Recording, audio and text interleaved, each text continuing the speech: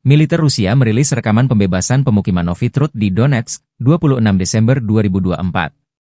Personil militer dari unit senapan bermotor, artileri dan tank dari kelompok pasukan pusat menghancurkan personel Ukraina, membebaskan tanah Republik Rakyat Donetsk.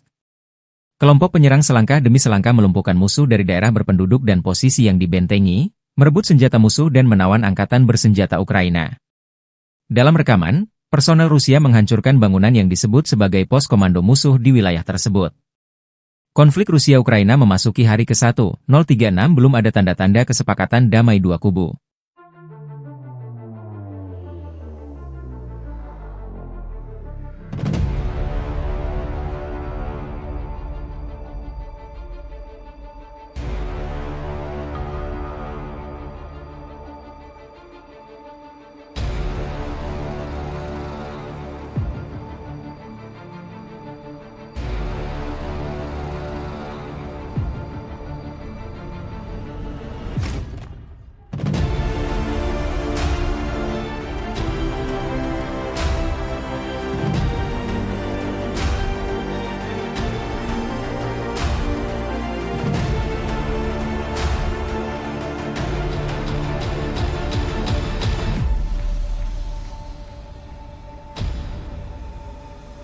Download Tribun X sekarang, menghadirkan lokal menjadi Indonesia.